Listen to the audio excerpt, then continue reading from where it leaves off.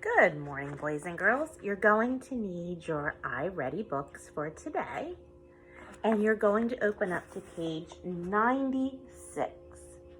The story is called The Climb. So if you need to pause the video at any time, go ahead, especially while you get this out and opened up to page 96. You can pause it, and I'm going to read you the passage, The Climb, by Wendell Riley.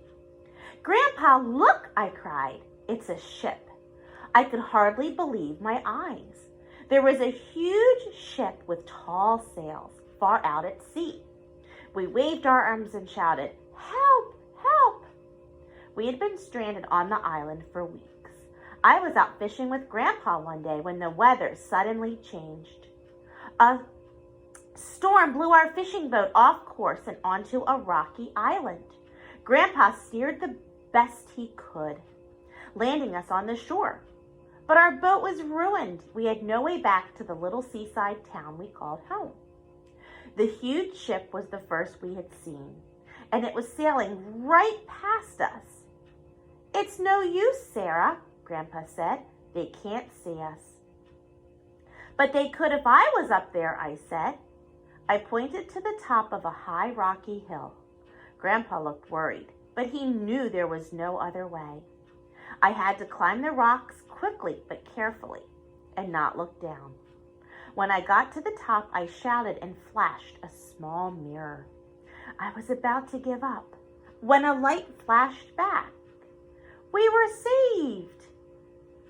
So think about this story. What kind of questions could you ask about the climb? You might say, who were the characters in this story? What happened to them? How were they saved? What was the setting? Where did it take place? So different questions help us to answer facts that we can find in the passage. Question number 1, where does the story take place? A, on a huge ship at sea.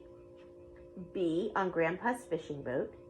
C, on a small rocky island. D, in a little seaside town.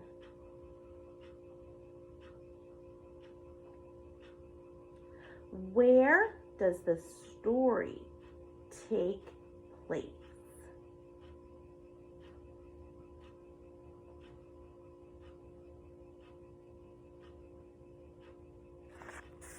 If you look at the bottom of the second paragraph, I think it gives us that information. The answer would be C, on a small rocky island. Question number 2. What causes Sarah and Grandpa's fishing boat to crash? Choose the sentence from the story that answers this question. A, we had been stranded on the island for weeks. B, a storm blew our fishing boat off course and onto a rocky island. C, we had no way back to the little seaside town we called home. D, when I got to the top, I shouted and flashed a small mirror. So which one of these sentences tells why the boat crashed? Why did it crash? Well, I know it didn't crash, A, because they'd been on the island for weeks. That's not a why. That tells where they were. I know it's not letter C here. We had no way back to the little seaside town we called home. That's not why.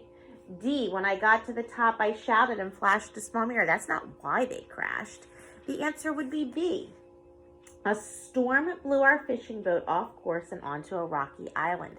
That's why they landed there. That's what caused them to be where they were. So question number 3 says talk. Think of a how or why question about the story. So you can discuss this in class or with somebody at home. Could you come up with a how or a why story about any information in the passage? How were they saved? Why did they end up on that little island? Read this sentence from the story. I was about to give up when a light flashed back. Write a question that this sentence could answer. Then choose another sentence and write a question for that sentence on page 99. So what you'll do is you'll flip over 99 right here, the climb, and you can go ahead and fill this out and share this with your teacher or someone at home.